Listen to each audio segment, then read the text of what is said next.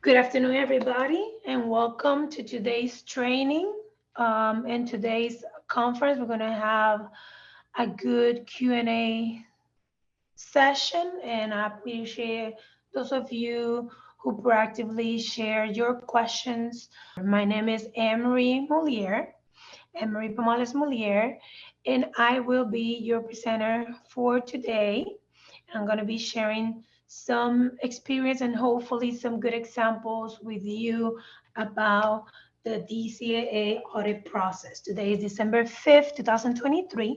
And like I said, my name is Anmarie P Moulier. Currently, I am the DCAA Financial Liaison Advisor supporting Navarre. I do sit physically and geographically located in Patuxent River, Maryland, at Navarre base where I, work with all the procurement contracting officers and government officials. I've been with DCAA over 14 years. I started in the Special Programs Division and in the Northern Virginia, and a couple years ago moved down to Maryland. I've been a financial liaison advisor for 5 years now. Have plenty of experience doing DCAA audits, system audits. Work with big contractors, small contractors. I do love business systems, which is accounting system audits, pre-award, control environment, and all those fun audits. Sometimes one's more complicated than others. I have graduated summa cum laude in accounting with a minor in finance, and I'm here, to assist you. Okay, so I'm going to present to you the audit process topics.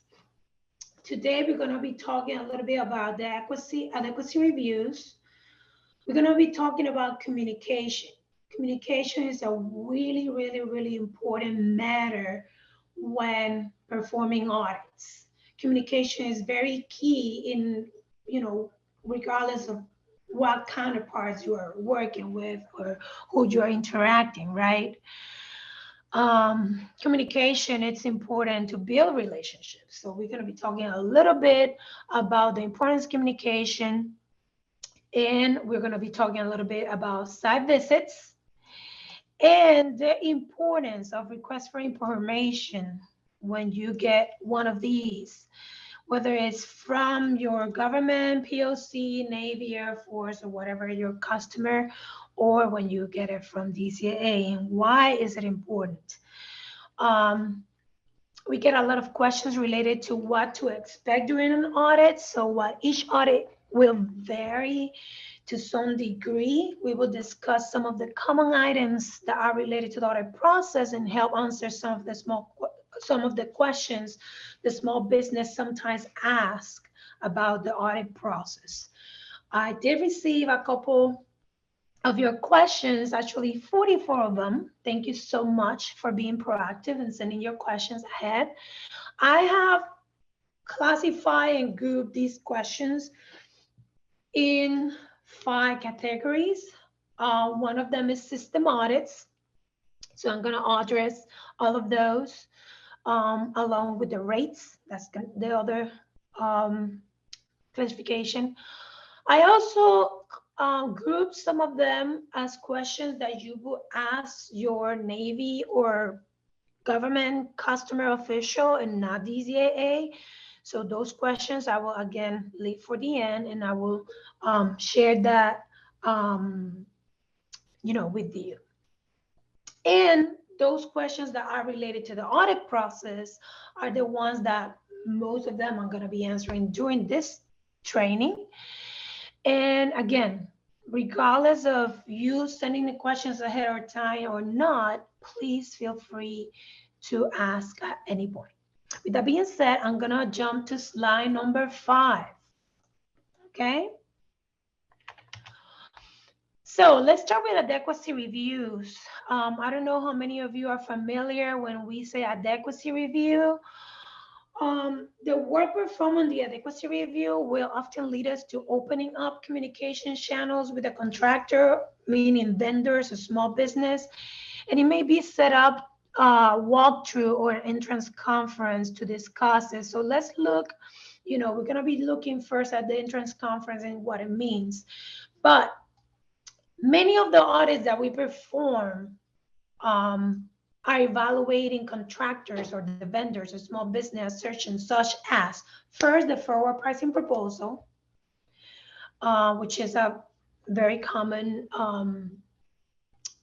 audit that we do, and it's very requested. And also the final indirect rate proposal. This is the yearly audit that we perform in every contractor. And also the pre-award accounting system design assertion. For the pre-award, I'm going to say that is not a full-blown audit, the pre-award accounting system. And I have a couple questions that I received regarding the pre-award. So I'm going to take advantage to answer those, So there's a difference between a pre-award and a full accounting system. The pre-award accounting system is not a full-blown audit. Just so you know, a full-blown accounting system audit can be easily from 6 months to a year long. A pre-award average can be from 45, 60 days. If we are going on over 60 days doing a pre-award, then you're having issues and we shouldn't take that long. Pre-award is something that, first of all, we review how your system is set up. And if you are able to trace and record your cost, first of all, that your system has a proper and adequate design to generate reports with such contracting costs, right? And also that you are able to trace those costs, allocate them, and bill those properly to the government. We are not auditing what you are doing. We are reviewing that you have adequate process, that you have an adequate software in place. So that is a pre-award audit. A post-award audit, there's a big difference because we're going to pull contracts that you already performed, and we're going to test that you bill and recorded those, and those are properly allowable, allocable, and reasonable. Versus the pre-award, we do not test for compliance of all of those. I'm trying to answer the question in a simple, not complicated level, but I would tell you that the accounting system audit is one of the most complete reviews that DCAA performs. I will let you know, again, answering one of the questions that I received was, what is a post-award accounting system audit? Inside the post-award accounting system audit, inside, there are little audits. And those little smaller audits roll up to the accounting system audit. In example, we are going to take that whole accounting system and we are going to perform a control environment audit. That control environment audit is going to review management assertions and morale, is going to review human resources and how do they do business, what are the procedures in management, are there any fraud risk indicators, or anything that might lead us to believe that this is a fraudulent contractor, what is the environment and in the office, is there any hostile environment? That is part of the review, believe it or not. And I can attest of this because I have done a couple of control environment audits, and a lot of vendors are surprised when we come to review this. It is part of the management. It is part of the accounting system. Also, within the accounting system audit, we also have the billing system. The billing system is going to test anything and everything that has to do with all the invoices that were recorded and billed to the government. How are you rolling out the reports? How are you reconciling the timesheets, the costs? How are you segregating all the duties and all that stuff? How are you billing those into payables? Are you paying on time to your subcontractors and to your vendors? What else? Also, how are you applying the indirect rates? You know, G&A overhead, material handling, subcontract rates. How are you applying those and billing those, you know, those burden rates to the government? So all of those, how are you monitoring your rates? How are you monitoring your expenses? That's part of the billing system. Then also we have the labor system. And in the labor system audit, we're going to test anything that is timesheet related, anything that is labor distribution reports.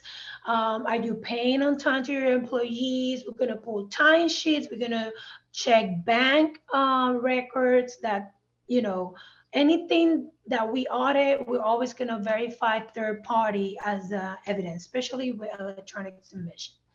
And those are 3 examples of the different system audit that are rolling up to the accounting system. So PostAward accounting system. Yes. I have a quick question.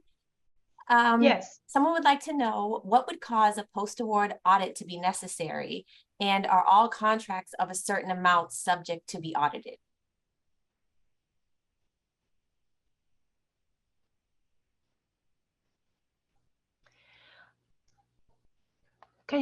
Can you repeat the question? Sorry. Sure.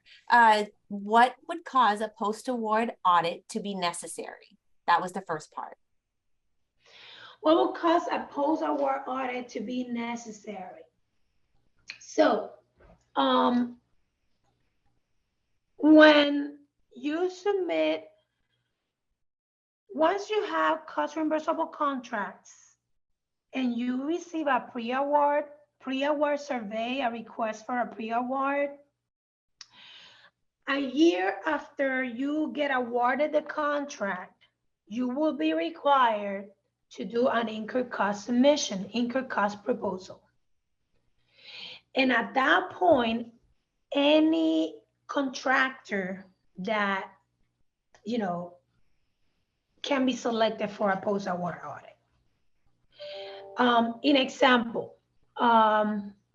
if there's flags, if you're not tracing your costs properly, if you're reviewing your invoices and we consistently have questions or we have to go back, and again, this is for cost reimbursable contracts.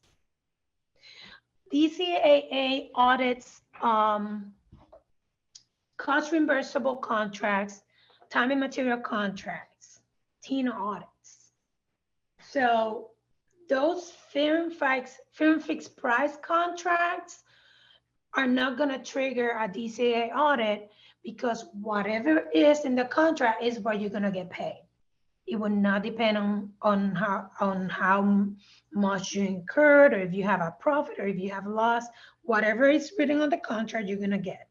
So the answer is, once you have a cost reimbursable contract that is awarded by any DoD government agency, DCAA can self-initiate a post-award accounting system audit, or it can be requested by the customer if they see that you're exceeding your ceilings. I'm sharing real examples of what could happen and because in reality, the post-award can be self-initiated by DCAA at any point once you have cost reimbursable contracts with any DoD government agency. But what will trigger for us to do it sooner, we should have it every 3 or every 5 years. you know. But if we see that you're a new contractor and your billings are not right, or you're exceeding the ceilings, you're not sending notifications to the customer, you are not monitoring the funding, and you are exceeding the funding, and you know, over exceeding, you know, the cost that you propose, or you're not sending notifications on time to the customer. Or another example that is pretty common as well is a high turnover in management. All of those are possible triggers for a post-award to be initiated. Okay. How are pre-award audits initiated? Can they be requested by the contractor? No, they cannot be requested by the contractor. It is usually requested by the customer, by the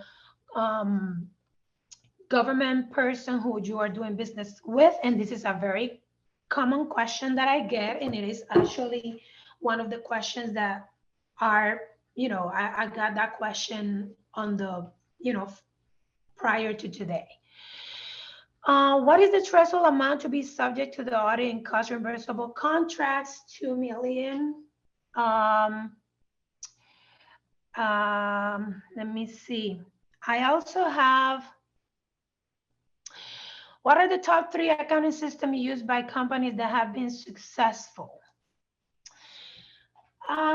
Since I am not a consultant, I can't give you like names of companies. Each management has decisions to make about how do you want to make business and how efficient you want to be. You know, at the beginning of a small business, you're going to have an investment, and the better you invest in your company and the stronger you make it from the beginning, the longer you can go down the road. You know, the better. But all you can do is, you know, test and adapt. You know, you have to adapt.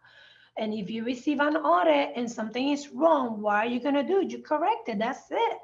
You know, we're not monsters, we're auditors, and we're here to help you, of course.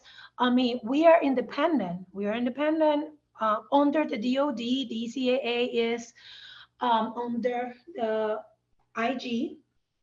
And then we're kind of lateral to all the DOD, Air Force, Marine Corps, Navy, and all of the DOD agencies. And we review all of them.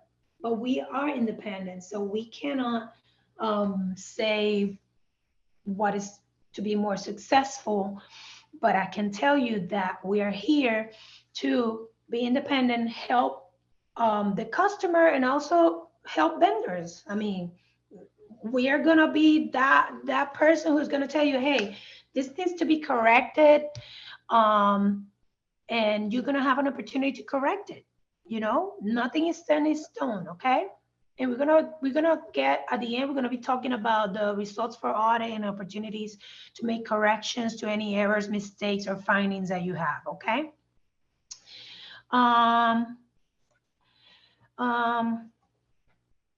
Next, what should we consider when choosing an accounting system? What are some important features that an accounting system should track? Okay.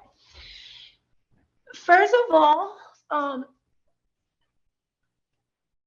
the accounting system should be able to separate the cost by accounts, but like if your accounting system can generate a set of accounts, let's say anything that it's labor is under the 4,000 number, anything that is you know, indirect is going to be under the 3,000, whatever set up. But when you set up your accounts, you're going to have contract costs that need to be traced. And also those costs need to be targeted toward to the final product. In example, let's say you are building a radar for an airplane, right?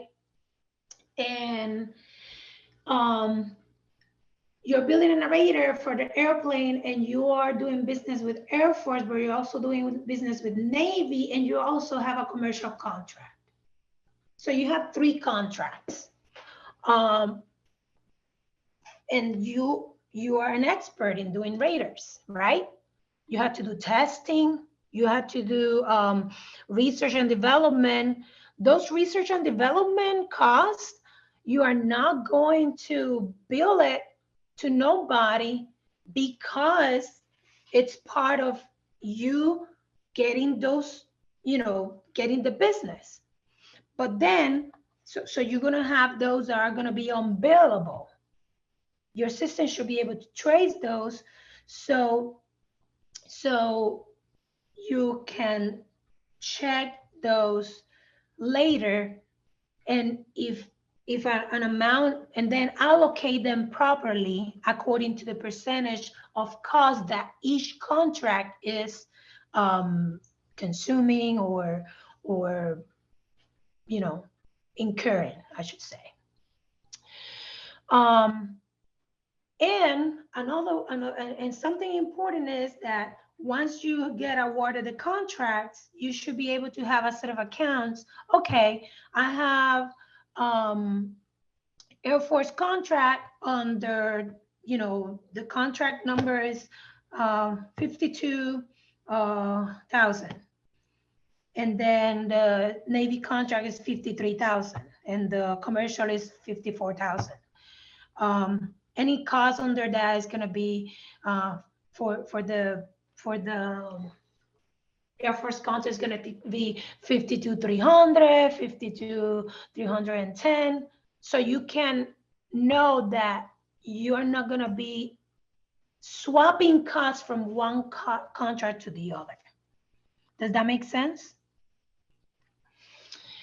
I heard an Excel spreadsheet can be built to the DCAA compliant. There is a spreadsheet in the DCAA public website for you to input your information for the incurred cost audit.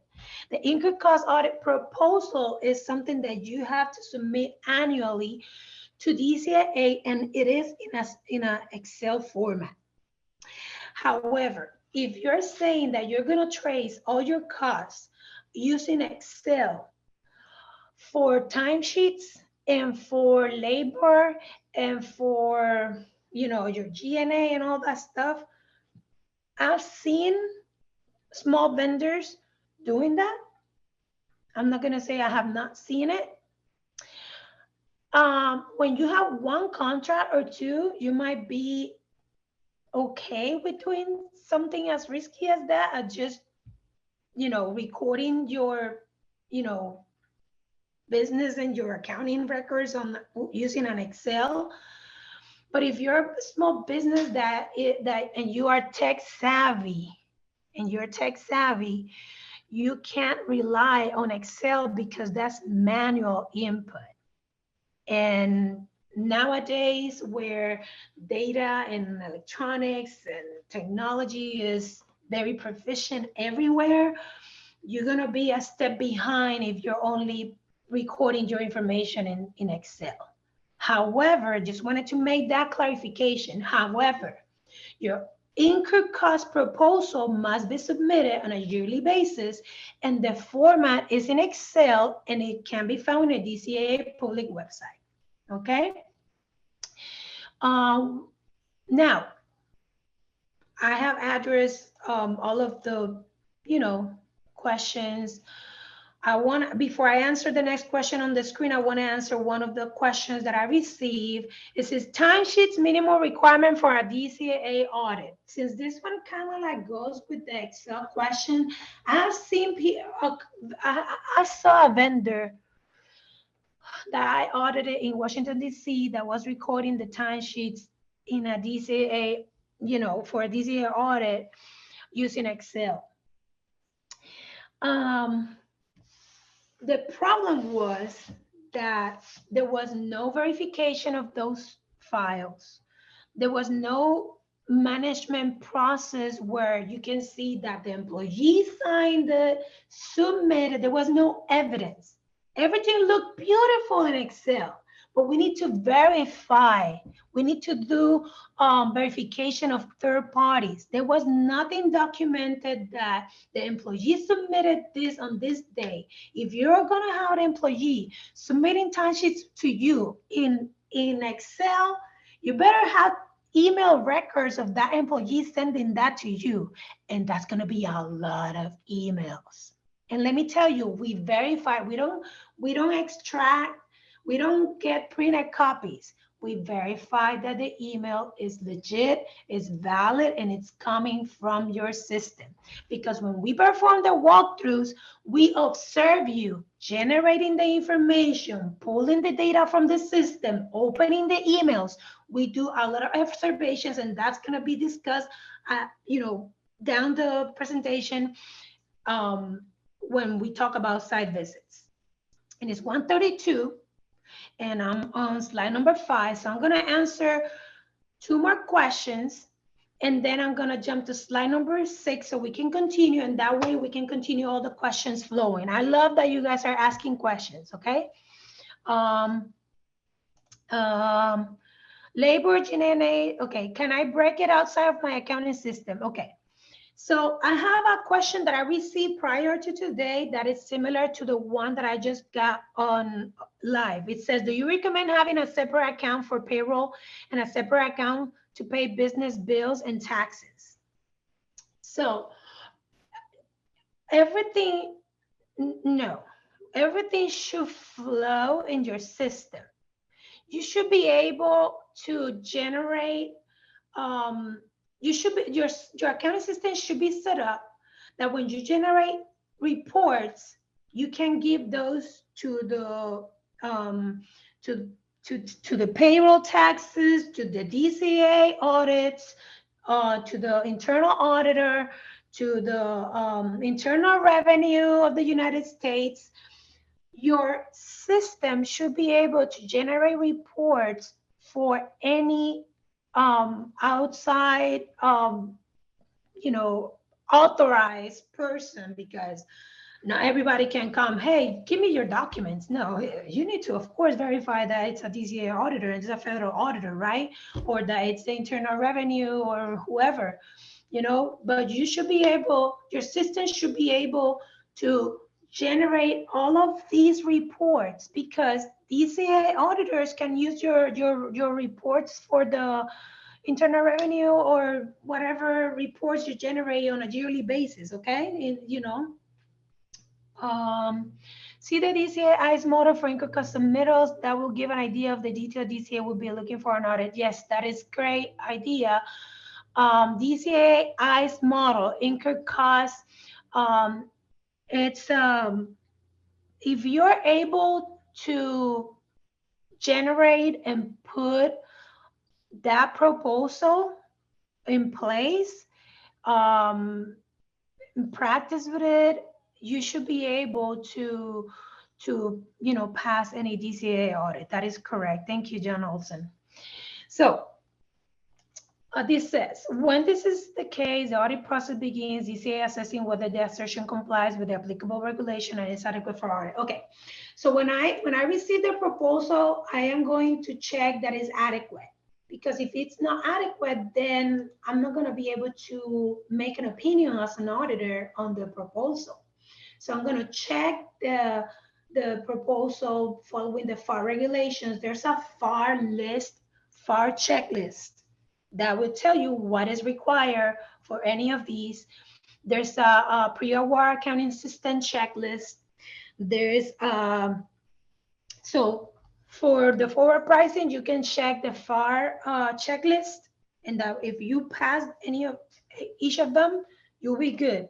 The pre-award accounting system, there is also a checklist that is going to ask you certain questions, and those questions is your responsibility to answer.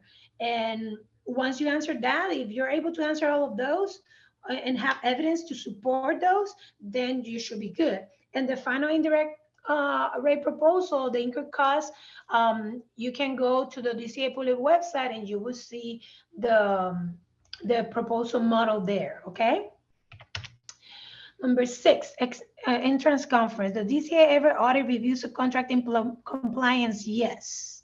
There's a very common question, and I'll tell you that the prime contractor is responsible to monitor and get information on for the subcontractors and to do price and cost analysis for your subcontractors, vendors.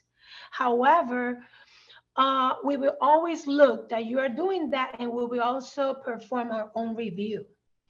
Not all vendors and subcontractors are going to be selected for audit, but for sure they are subject to audit if the prime contract is cost reimbursable.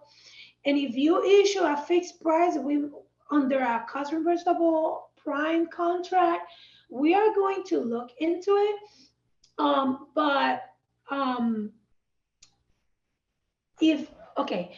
Whatever is on the fixed price contract is what is they're gonna get paid, but it is the prime responsibility. If you suspect that the subcontractor is doing something on a fixed price contract, then you should notify the government program manager or the procurement contracting officer, and a notification should be sent to the auditor so the auditor can look into it deeper. And also any subcontractors that are over the 70% threshold, that's considered high. So we definitely going to be looking into that. Anything over 70% is a, yeah. Okay. DCAA audit automatically lead to a contractor having federally approved indirect rates? No. So the rates are reviewed by DCAA on a yearly basis as a result of auditing the incurred cost proposal that you submit every year to DCAA. We established that those rates, and those rates are going to be an example. The rates for 2023 that are finishing now in December 31st, you have 6 months to submit. So currently, DCAA is auditing any 2022 rates, and those are not forward pricing rates, but final year-end rates. And I'm gonna take a moment to explain the difference. Forward pricing rates is what you're projecting and what you're proposing that you expect for the future. And this is what you're going to propose to the government for this proposal that is going to be awarded for the upcoming 5 years. That should be based on any historical data and any experience and any market analysis and any estimating system practices that you might have. And we will take in consideration your historical rates, of course, as part of your analysis. You need to have a consistent and solid estimating system practices and policies in place in order to propose forecasted forward pricing rates, because you're talking about future events that you're not certain if they're going to be exact, and those rates are subject to change. So when you're proposing, forecasting rates to the government, you might not have those approved, yet that doesn't stop you from proposing them, okay? But the government, depending on the threshold, like 2 million, 99 million, 2 million for fixed price contracts, 99 million for cost reimbursable, yada, yada. Then depending on the threshold, you might get audited on the whole proposal, not only the rates that you're proposing for the upcoming 3-5 years of the contract that is coming in. Now, when we're auditing the yearly rates, that's your final year-end rates. We are currently auditing the 2022, meaning that anything that was finished by December 2022, the vendors and contractors submitted to DCAA by June 30 of 2023, 6 months later, And we start the adequacies reviews in July and August. Anything that is wrong is returned to the vendor. Anything that is good and past the adequacy, then we start with the entrance conference. And with that entrance conference, we start discussing with the contractor anything that is needed for that incurred cost, da da da da da. And then once we finish the incurred cost yearly audit, then we establish, okay, the final year end rates for 2022 are this one and this one and this one. That means if you overbill the government, you need to go back and issue revised invoices for the year 2022 with the rates that are really actual, right? And adjust those per the audit final determination. If you were under bill, then you're going to issue another invoice to bill the amount if you are cost reimbursable. And if you don't have a ceiling limitation, if you have a ceiling limitation, you know that you need to hold certain percentage of the cost before you bill it. Some questions require a lengthy explanation like the one I just provided, and it's 142. But I mean, as long as you guys are okay, I'm okay with, with sharing this knowledge with you. Like I said, I don't like reading from the slides, but we have 17 minutes left of this presentation. I am able to stay on the line, yes. If anybody wants to. Okay, I have a question about the 70% threshold that I missed earlier. So let me tell you, the 70% threshold means that you have a subcontract where you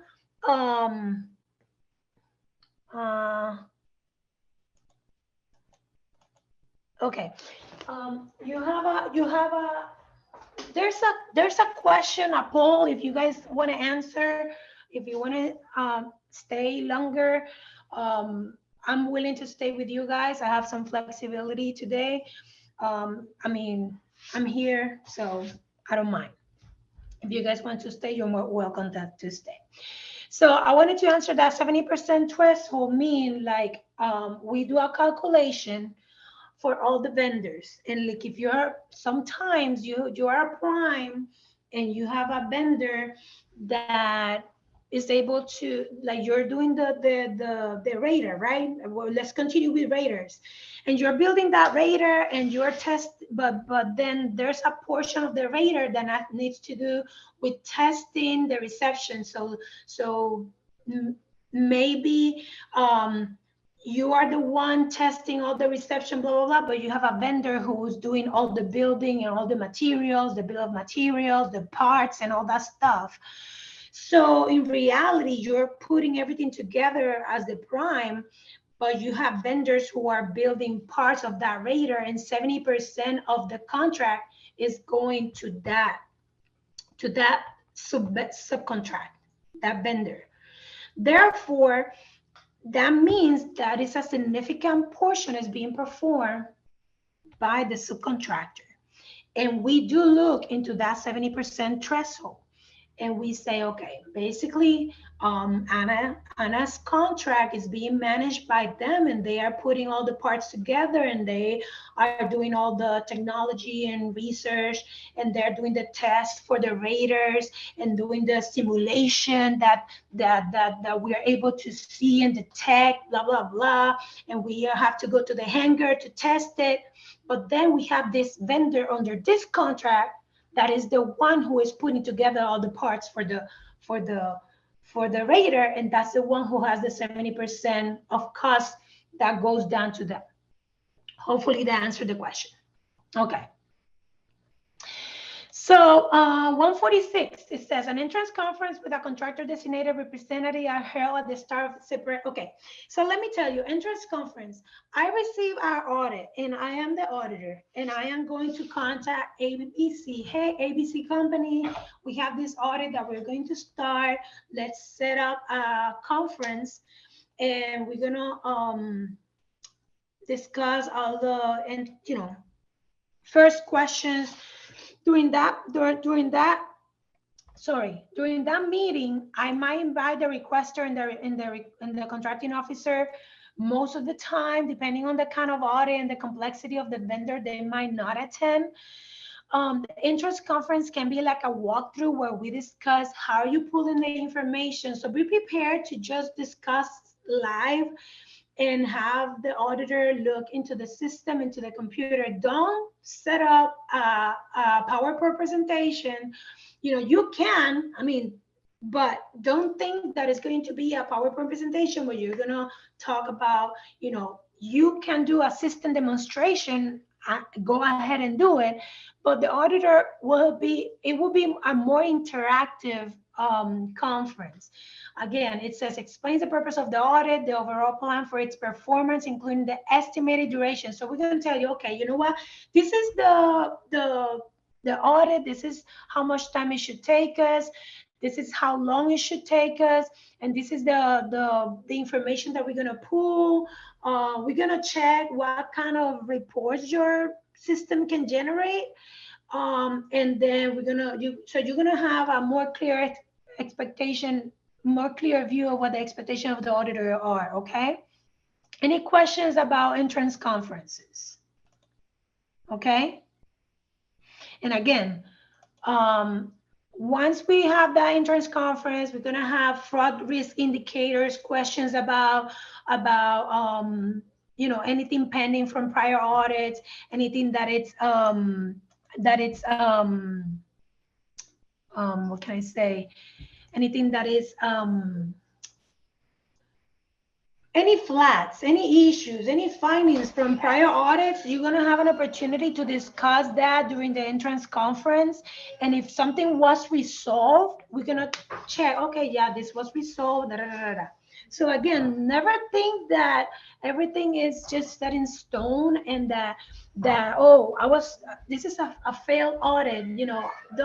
I don't think there's such a thing as failed audit, because there's always opportunities to make amends, to improve, to do a better business, to come back with a better plan, with a better idea on things like that, okay?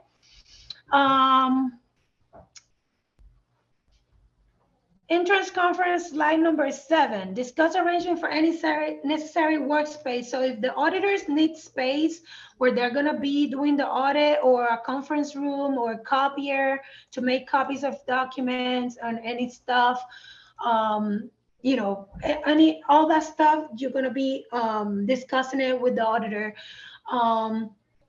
Again, you need to make sure you have 2 point of contacts. Anything, okay, it can be the CEO, it can be a compliance director, it can be a program manager, accounting person, whoever you think is going to be a good point of contact to answer questions. You want to have a primary and alternate, so anything can go to those 2 persons and they can answer the questions to the auditor, and try to answer the question at least within 3 business days, okay? Again, if you want to designate escort and things like that, whatever you feel comfortable, but just make sure that the auditors can have access to the information. It's a minimum requirement for tonnage. Okay, in termination for convenience, if a contract for firm fixed price, does the contractor shall be tonnage as a DCAA. Termination for convenience. What does termination for convenience means? Termination for convenience. We are going to, Amber and Destiny are going to share the slide deck with you guys. They're going to share a link. What is the termination for convenience? When the contract was terminated, well, there can be many reasons where the contract was terminated. Sorry, I never had for convenience. Yes, I am able to stay. Okay, so when there can be many reasons a contract is terminated, and it's not as simple. I have done termination audits, and those can be very detailed. If it's terminated by the government, you will, the process for audit is going to continue, normally. We're going to audit. It's going to be like a similar to the PostAward, similar to the income cost audit. We're going to review how, all the costs, how the billings were, the historic data. I've done a couple of those, and they are pretty common. Not common, because it's not common to terminate a contract, but it's like a common procedure. There's nothing special on the termination for convenience. It's very similar to the incurred cost audit, where the costs were already incurred. Therefore, we're gonna audit what was and what was incurred, the billings, the indirect rates, and the system and all that stuff. So the contractor shall be timesheets as per DCAA requirements. Yeah, you always need to have timesheets. And if you don't have any system that generates timesheets and you only have Excel, you should try to have evidence to document how those employees recorded the timesheets and that these are not ghost employees, because we verify all that. We verify the existence of those employees. We verify bank records for those employees being paid. We verify, and sometimes we even request the pay stubs. And it's pretty common for DCAA to request pay stubs. Even for non-audit services, we request verification of pay stubs, payment, bank statements, and things like that. So that's pretty common. Hopefully that answers your question, Anna. Interest conference, discuss the arrangement for any necessary workspace. I already talked about that. Have the contractor designate. Okay. You don't need to be afraid DCAA is going to take information or that you shouldn't be afraid of us finding stuff. To be honest, look always as an audit for an opportunity for improvement. If we find something is wrong, look at it as something that should have been taken care of, and is better to take care of now than down the road when the business is bigger and things get more complicated. I mean, if you're a manager and you're working with people, working with people is not easy. The more employees you have, the more complicated the company, keeping control can be. So the more you grow, the better prepared you want to be, and the better room for errors. So again, look at the auditors. They're just doing their job, just like you're doing your job. There's mistakes. There are human mistakes that are not sometimes intended, and we understand that, but it still needs to be corrected. And there's some systemic issues or systemic errors that needs to be corrected. Well, you know what? Great thing we found it now than down the road, where it might cost money to the government, but who knows? Sometimes it might cost money to you. I mean, because we're independent, so you might be losing money and not even knowing it, or the government might be the one losing money. At the end of the day, this is just business, and we just want to make things better, make sure that everybody's compliant. Remember, we're independent. We're independent from the government, from the within DOD. So we don't work. The Navy, Air Force, Marine Corps, they're our customers as well. So we are doing the work for them, but we also, if something is wrong, we're gonna make sure each counterparts and all parties are doing what they should be doing to make sure there's a fair and reasonable price, and the negotiations are, truthful. Okay. So during the interest conference, if you have any questions, never be afraid to ask. Discuss other pertinent information, such as general background information about your organization and structure, discussions of assertions or policies and procedures. This is something that I got a lot of questions about, policies and procedures. Actually, I got like 3 questions about policy and procedures. And let me tell you something. If you don't have formal policies and procedures, you should have something in writing, your bylaws, something that says how you do business, something that says this is how we put accounting in, the accounting manager is going to do this. An example, somebody asked about timesheets using Excel. What are you going to do? I mean, if that's what you have, that's what you have. You better have it in writing. Okay, the employee is supposed to put the timesheet in the Excel. And don't tell me you're gonna have a live document where you can be updating your timesheet without any trace. That's no go. You have to have some way to target or trace the evidence that timesheet was submitted in time to the supervisor, and the supervisor review it on a certain time. It needs to be stamped, dated. Okay, that's why Excel for timesheets are not good, okay, or not reliable. You are going to have to go through a little bit of a headache in order to make Excel timesheets work for audits, how do you monitor that the employees are really performing what they're supposed to be doing? Things like that.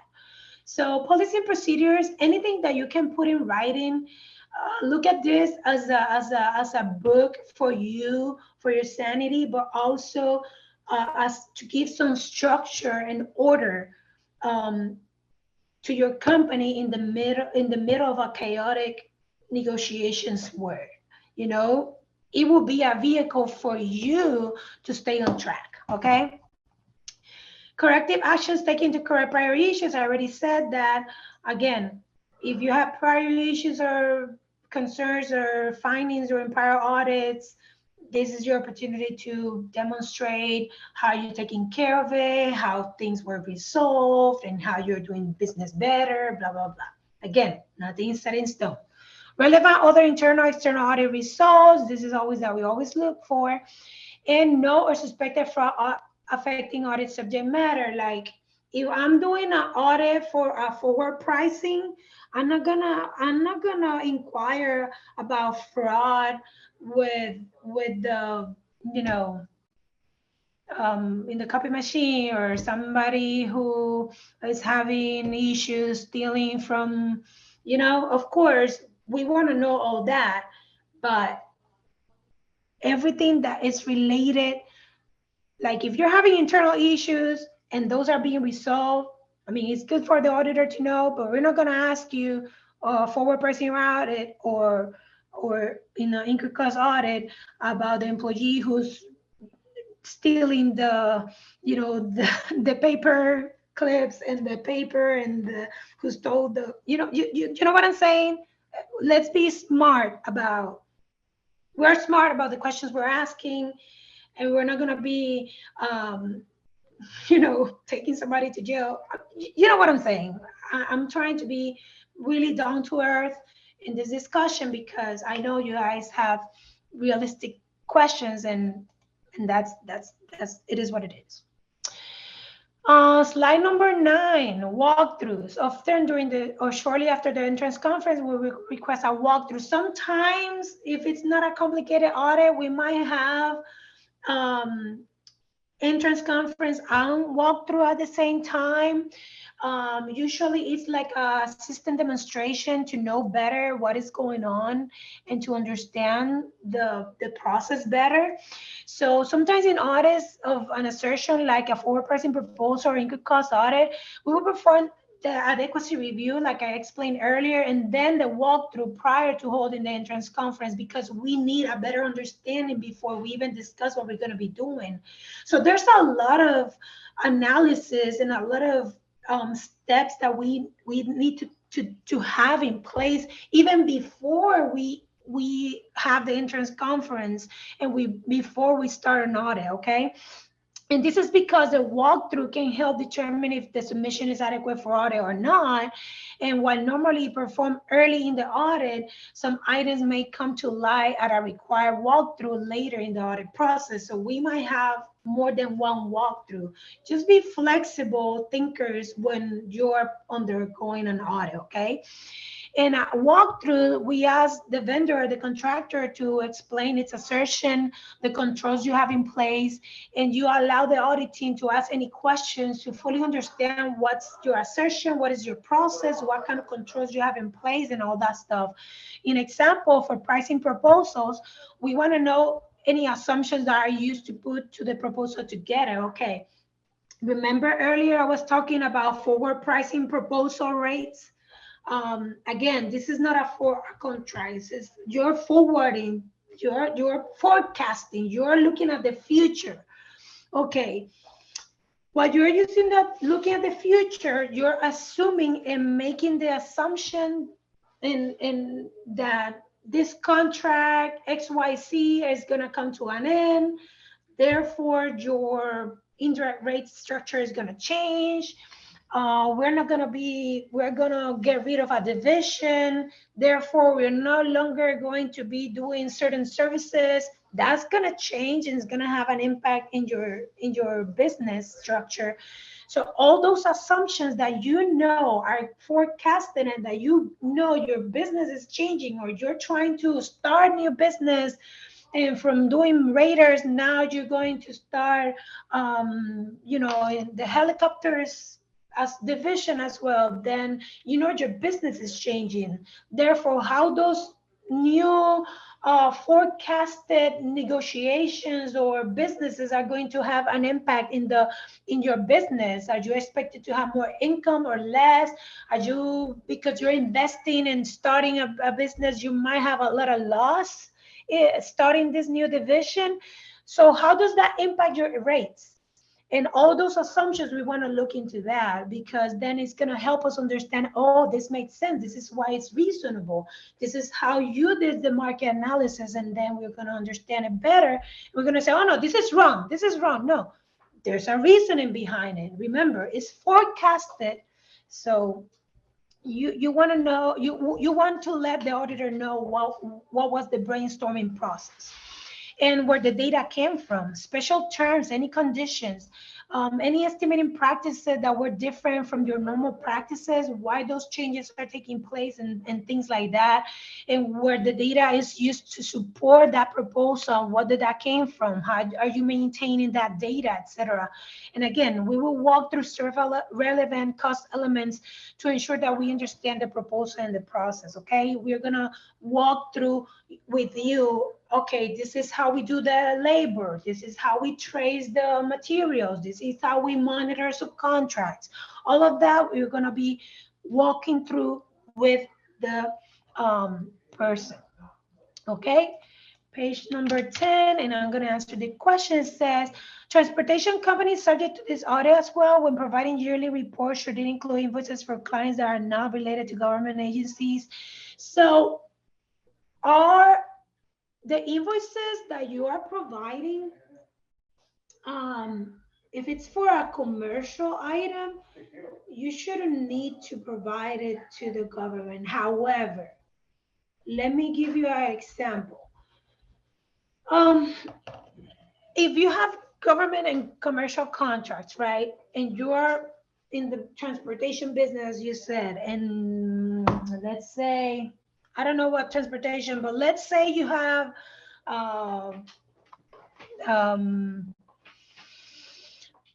limousines, or no, that's not something. Something, okay. Buses. You have transportation for government employees who are going and to alleviate high traffic. Okay, let's say that. But you also have government contracts and you have private contracts. Okay. Your commercial contracts shouldn't be far from your government contracts. If there's a commercial item, then there's a price that's determined to be fair and reasonable. So it should be pretty close to it. So we might use them for comparison, 18-wheeler. Okay. Well, for trucking companies, okay. Well, if you're doing business with, trucking company, 18-wheeler and all that stuff, by the way, my dad had a trucking company. So and a little bit. He's retired, but yeah, he used to do that. If you have a government contract and you also have a commercial contract and they're using the specific trucks and you're using 18 wheeler for this contract, you don't need to provide the invoices that are for commercial or private purposes to the government unless they have questions about the pricing and you want to say, hey, this is a fair price, this is a market price, this is a commercial item. You see? But in reality, you're not required because we're not looking into the commercial items. I don't request commercial items unless I am doing a forecasted proposal for the future comparison and I want to know, what is the market comparison with the commercial items, okay? I would tell you that when you submit an input cost proposal and you have all your trucks, right? And all the, and you're submitting that input cost model that is in the DCAA public website, you will include the amounts for all the commercial items in there because we look at your company as a whole. And the government contracts are just pieces of the pie, right? And we will see the impact and the percentage of the commercial items for those contracts and the fixed price contract as well as a whole. But we are not going to individually select those for audit.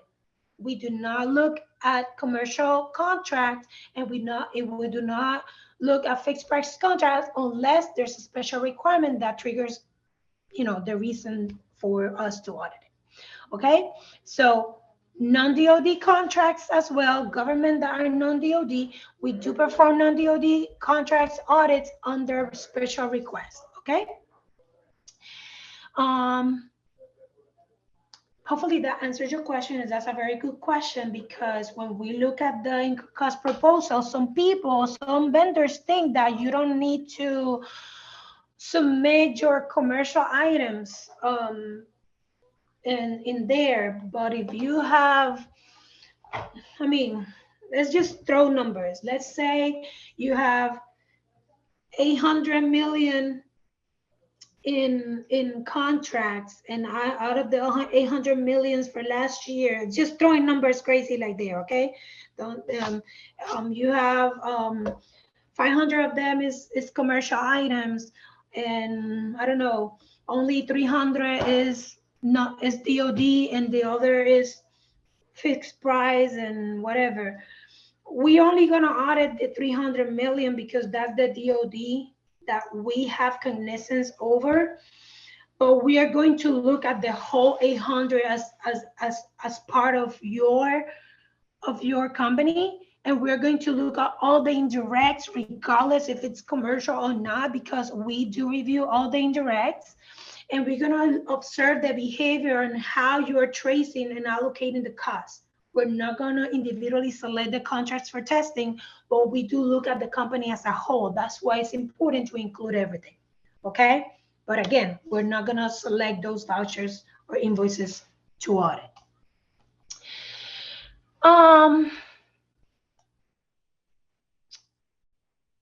DCAA is required to send notification letter to the contractor, okay? After we do the entrance conference, the walkthrough and all that stuff, you receive an email with a notification letter letting you know, okay, we finished our risk assessment and analysis.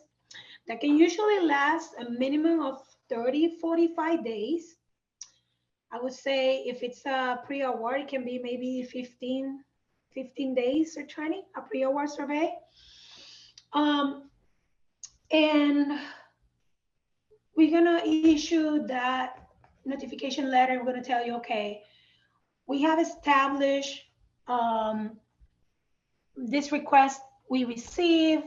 This is the assignment number. Whenever you're gonna have a number that is, dedicated to your audit. So when you have any questions, you can just refer to that number, and we're gonna be able to locate it, even if it's years down the road. If you keep that number, That's going to help you better than just names, because contractors change name, numbers, DUNS code, organization, everything. So your audit assignment number to locate an old report is your best friend, okay? We're going to tell you what is the audit objective, what is the compliance criteria, and this is a question that we got a lot of questions about this, about how to be compliant with DCAA. We're going to tell you what are the requirements, whether it's FAR, where there's DFARs, where there's like a specific requirement per the request for proposal, meaning that if the Navy issue you a RFP, a request for proposal, and it has specific compliance criteria, and it's telling you, you need to trace your costs by CLIN. CLIN is a contract line item that it's smaller. That means that we're going to audit that your system is able to trace those costs by CLIN, okay? And that you're able to trace them, and then you are able to allocate the costs properly. And we're going to tell you what the scope is about, what is this audit about, what is it that we're going to be doing, and all that stuff. And management responsibility, we're going to tell you, okay, this is what you need to do, these are your responsibilities, this is what we expect from you, da da da da da.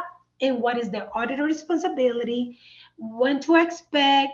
So okay, I you know, it's December 5, here comes Christmas and the holidays and New Year's, okay, and whatever, you know, your holidays you celebrate, right? Respectfully, well, you know, I'm gonna start the audit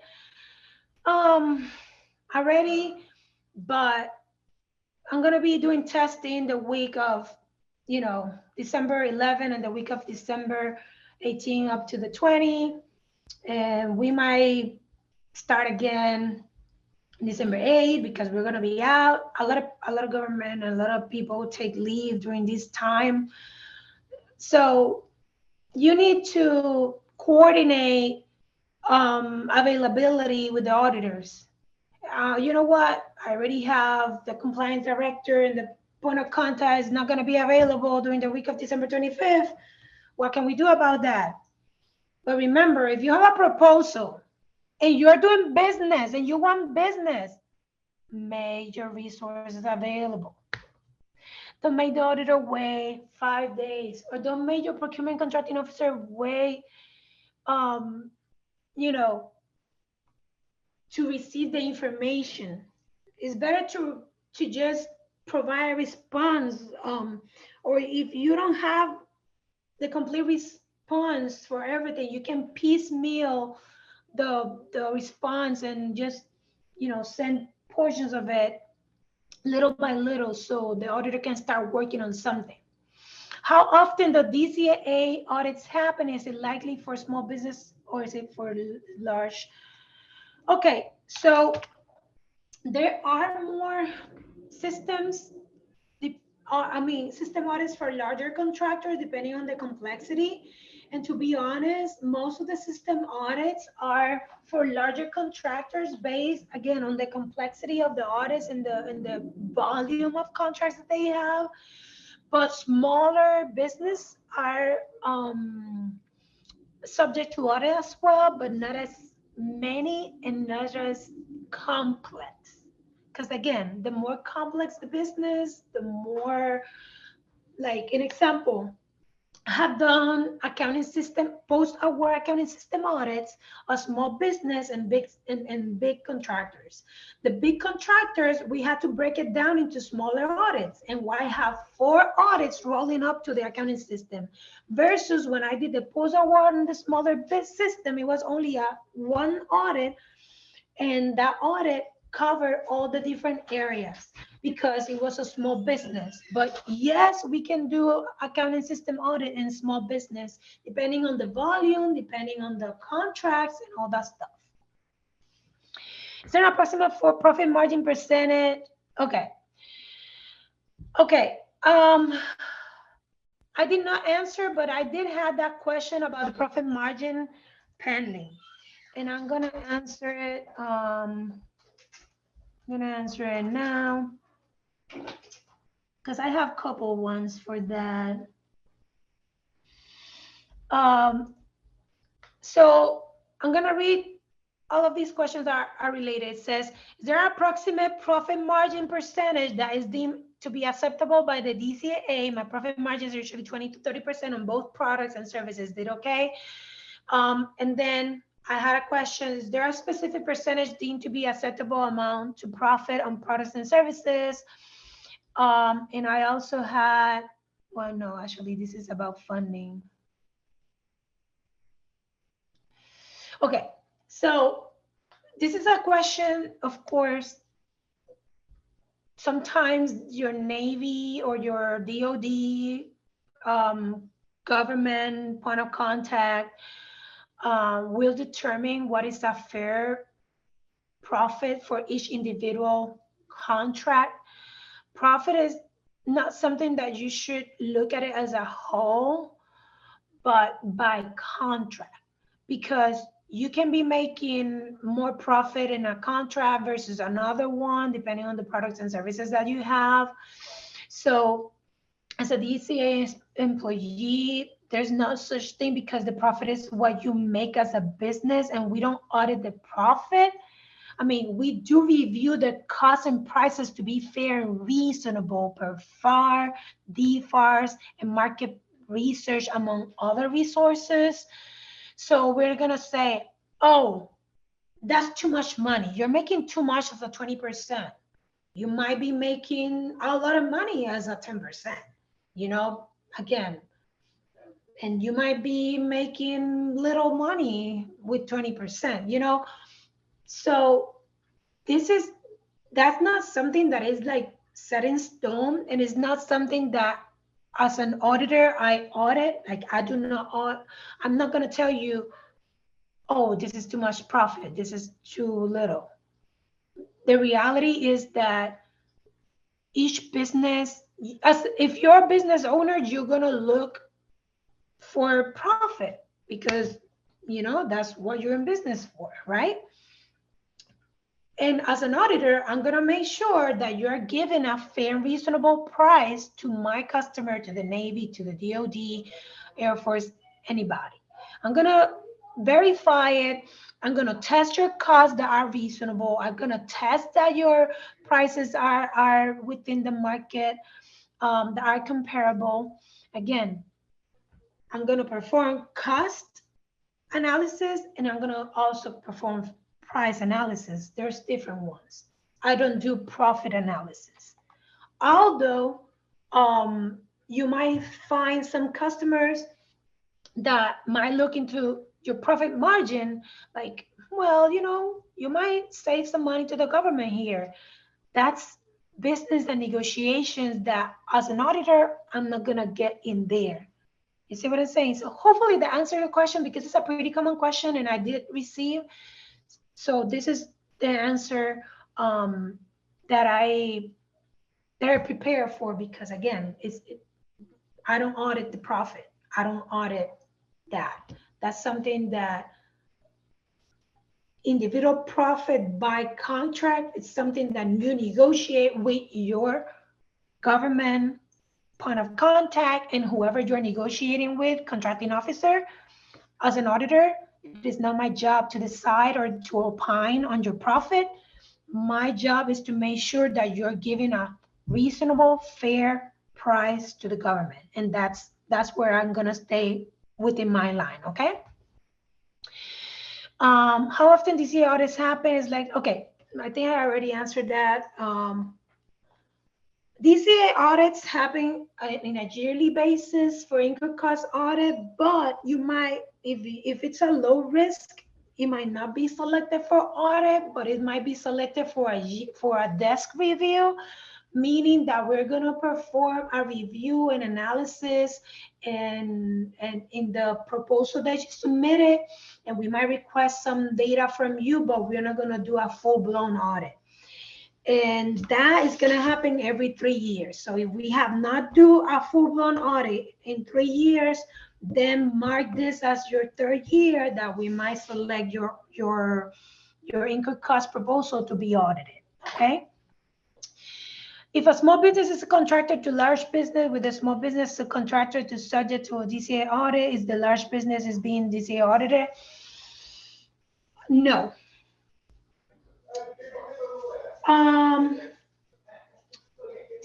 The small business, it's an entirely independent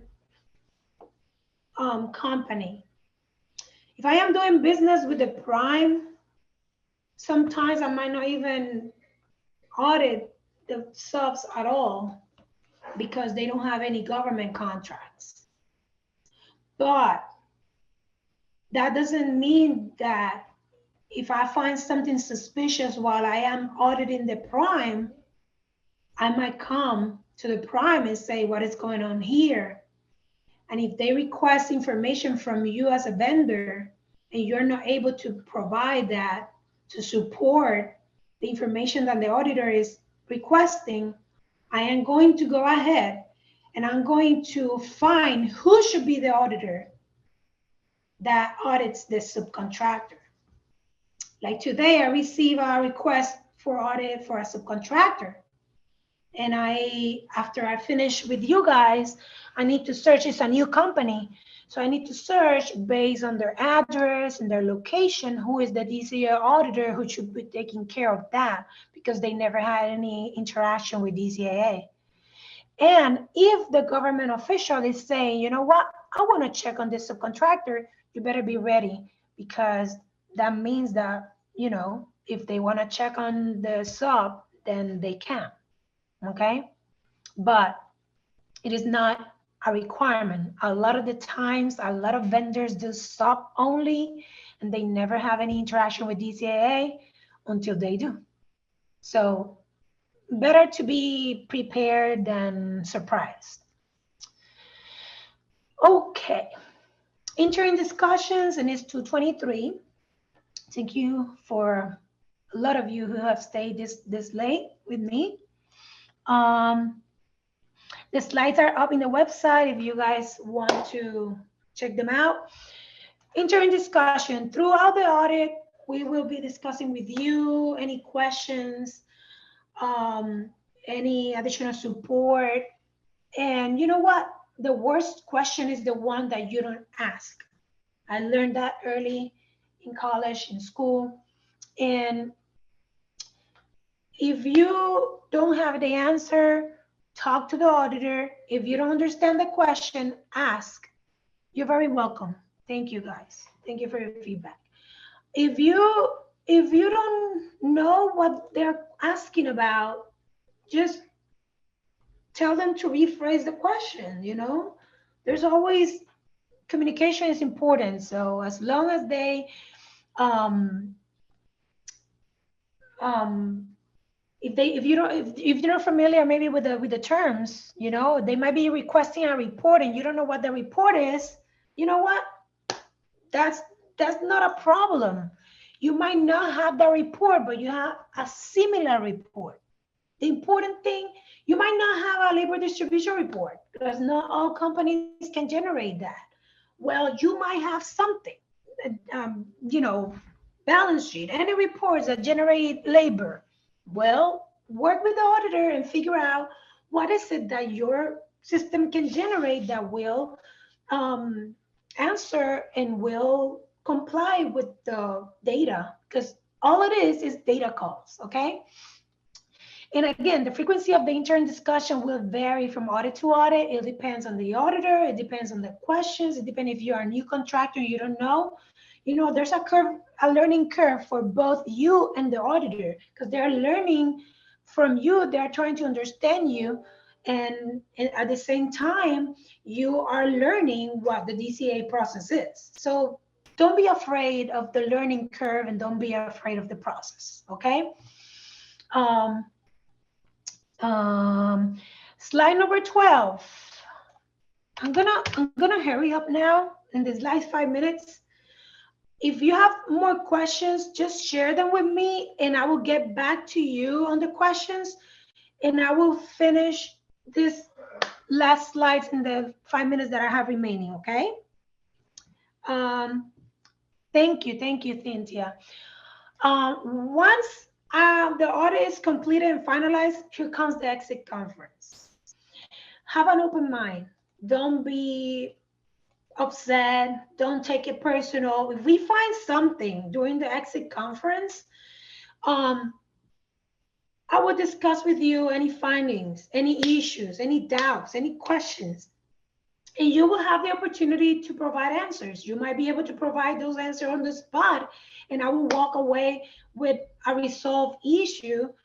Or you know what? I need additional time. Give me until tomorrow. Give me 3 business days, and I'll give you a response.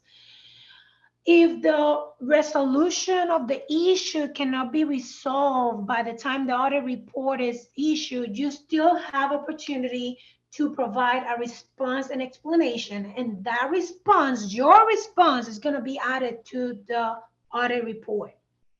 Your response, your words, okay? But it is important, again, it is a requirement that we will obtain the contractor's views concerning the findings, conclusions, and recommendations for inclusion in the report. It is a guidance requirement. So your words and your response, there's going to be a section that's going to say contractor's response or contractor's reaction.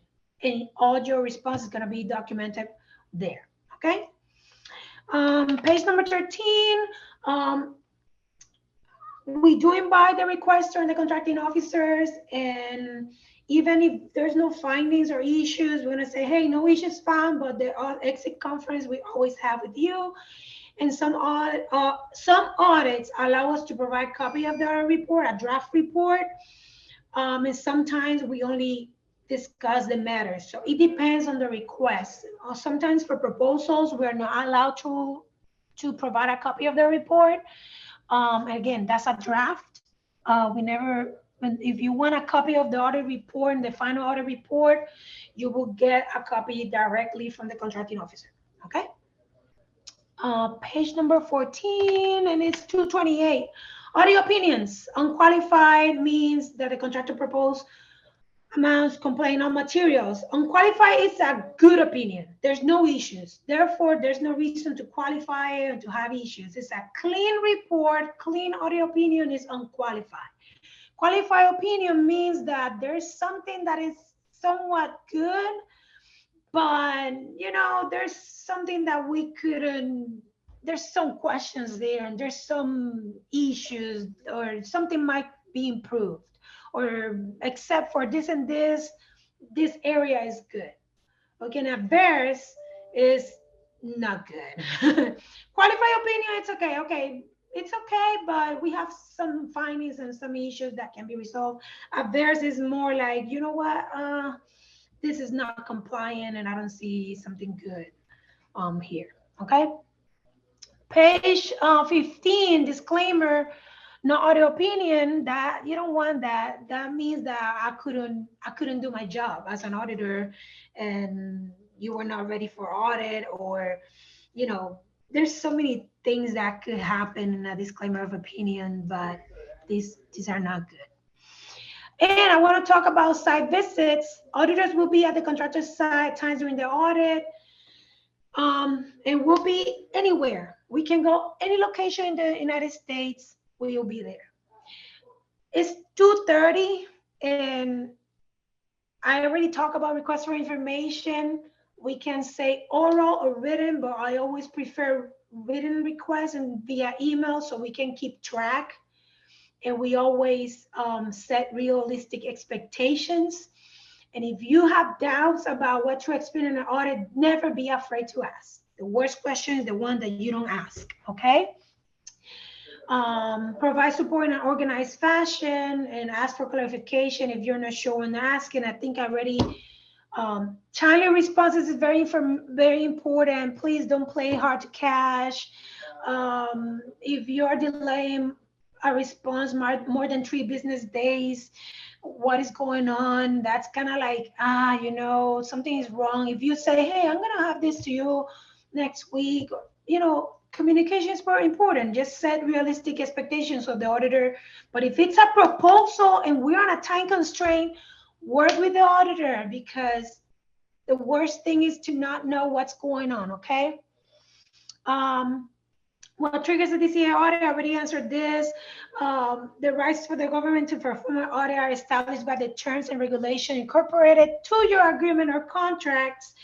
And again, the contracting officer or ACO, administrative contracting officer, sometimes DCMA, they have the need to audit service and they make decisions whether or not we perform the audit, okay? And how do I request DCAA audit? You do not request DCAA audit. The audit requested by the federal entity, okay? And how long does DCAA audit take? Again, I explained earlier that this can vary. It can be from 45 days to 60 days, but there's audits that might last a year, and some of them might even last more than a year, depending on the complexity, if it's a system audit or not. But the yearly audits, the DCAA income cost audit, usually lasts about 9-month average, okay? Any questions about these? We have reached the end, 2 minutes after 2:30. Thank you for those of you who have stayed this long. If you have more questions now that I've finished, I open the opportunity for you guys to ask. I have a couple of dismissed questions. Thank you very much. Small business contractor. Okay, I did answer that. If a business is subcontracted to a large business, would the small business contractor be subject to DCAA audit if the large business is being audited? Yes, it can be subject to DCAA audit, but not necessarily. So that's the one I answered. Thank you for the good feedback. Thank you all for the great feedback that I've received. Thank you, John. I'm glad I was able to answer all of your questions. I like that you guys have questions and that I'm able to answer them. If there's any question that I was not able to answer, I can definitely get back to you. Time prices were deemed to be unreasonable. Okay, an example of unreasonable price. I cannot give you a price, but I will tell you how it was unreasonable. It was unreasonable because it was way above the prices when compared to other in the market. Like an example, if you are proposing prices for something that is very unique and nobody is doing it except you, it's a new innovation, I don't have a way to compare those prices to something else. So I have to find alternate ways, and I have to talk to you. How do you come up with this, and how much are you spending on this, and what are the costs, expenditures that are surrounding being able to provide and to produce this innovative product, right? Well, in that moment, the auditor needs to determine a lot of things into consider a lot of the assumptions and a lot of the information. But if it's way too high, I'm gonna be like, I don't think that price is not too conservative. I think we can save some money to the government there, or something that is comparable. And we also have labor compensation market research. We have global insights. We have a lot of tools as auditors that we use for comparison, for analysis. We have a lot of statistical tools, and I mean, DCAA receives a lot of training. So to determine something it's unreasonable is that it's too pricey. I cannot tell you the percentage of the margin of how pricey it can be, but for sure it is not comparable to others in the market. Okay. I just assisted a client with understanding a pre-award DCAA audit, and your explanation on DCAA audits will be helpful. I already downloaded your slides. You're very welcome. I think that we want more business, and I mean, the more business and the more competition, the more fair prices are. So of course we want you to do business with the government. Of course we want you to be innovative, and we want you to come with something new. Um, and providing these opportunities to small business for us, um, we want businesses to grow. Especially if you're a good business, we want you to grow, because we want to do business with the good people, with the good vendors, where somebody else might just be taking too much. You know what I'm saying? Um, so something unreasonable is something that has nothing to be compared of, no resource, no source of information. It's something that just came up because you say so. That's not reasonable. There needs to be some estimating practices. There needs to be some reasoning. There needs to be some technicality or something, to that we can grasp in order to determine that it is reasonable. Okay. Hopefully that answered your question. I am going to answer some of the security questions that I receive, and I'm going to say all of these questions relate to security. What template or personal identifying information procedures are required?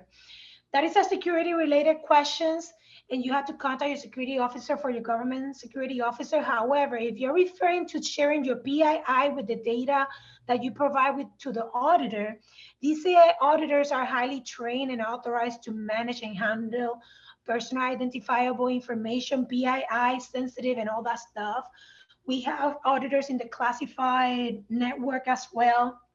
I started working at the classified network, and I used to be one of the, auditors who would do all the special access, program stuff. And for that purpose, each platform has its access, and the same way you would need to get access, the auditors will be there waiting for you. That sounds funny, but it's true. We had to get access to the different platforms. Okay. What policies and procedures are required for cybersecurity precautions? That is also a security related questions. You need to contact your security officer, and there are cybersecurity trainings available as well. And some of them are required if you're doing contracts for sensitive contracts or special access programs. What procedures are required for proper data storage?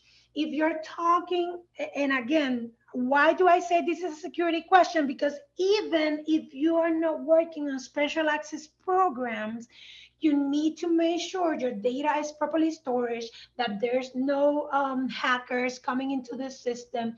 And you have to have security measures in your accounting system, especially if you are having employees, social security numbers, bank information. It is important that you have proper processes in place. I'm not going to be auditing those, but we're going to check, of course, that the proper controls, that management has proper controls in place for these. Okay. Just wanted to clarify that, because there's a different roles for the DCAA auditors, and we're not security officers, but we do look into, that you're doing the proper thing. Okay. And I know I'm 40 minutes past. Some of you are still here, so I'm just going to continue answering some of the questions that I didn't answer related to security. Can I have a non-citizen work on some of the work? And another one is, can I have a non-citizen do some work? What paperwork is necessary that will enable me to do this? Again, this is a security related question. And for anything that is SAP related, the security access programs are very different and vary. Some of them, a lot of them do not allow non-citizen, but I've seen some non-citizen work on some sensitive items. But again, it depends on the nature of the contract, and the scope. Therefore, the best person to answer these questions is not your DCAA auditor, but your security government officer, because they are the ones who know who can and who cannot access specific programs and specific contracts, you know, that are to be awarded. So that's a very, again, security related question. I'm very familiar with it, as you can see, because I mean, I've done those many times. If I awarded a contract with sensitive words, it's safe to assume that I will be told what I need to do to meet the requirements. If you are awarded something with sensitive work, that means you have a brief and that you are going to have a lot of training in security matters and what is needed. A lot of people do not pay close attention to the security requirements. Let me tell you, Navy is growing in security measurements and contracts. So the better and the more careful and cautious you are when working on sensitive contracts, the more opportunities you are going to give your company. Okay, but again, I'm not a security specialist. I am familiar because I used to be the FLA, financial, you know, work on special programs. So I can tell you briefly that the best answer is to contact your government security program officer. Okay, and I worked with them before, just like auditors. There's nothing wrong to ask the question. Okay, any additional questions? Okay. Well, if there's no more questions, I have addressed most of the questions, the 44 questions that I had, except for one. It says, when the DCAA get involved with proposal audits as opposed to DCMA? Usually DCMA handles, DCAA is the one who does the audits. DCMA does not perform audits. They can make determination on rates. They can make determinations on price, but DCAA is the one who performs the audits and gives recommendations to DCMA, and DCMA has the final word. Why? Because there's independence. I cannot be the auditor making the recommendations and also being the one making the decision. That's why there's separate roles. Thank you, Griselda. I think everybody, I answer everybody. There's a question that says, who are qualified people to prepare your company for the audits? It's the same as this question here. What resources would you recommend for a small business with no experience looking to break into government contracting? What I will tell you is always talk to your government point of contact, Navy person. The worst question is the one that you don't ask. There's always a learning curve. And if you don't know the answer, then ask, you know. If you want to know more and look into the small business page on the DCAA public website, the slides were redone to provide answers to the most frequently asked questions that are received by the small business, and also the small business focal point information is also in the public website. So if you have questions, you can submit your question through the DCAA portal. Again, it's dcaa.mil, and you will see there's a whole section for small businesses. Okay.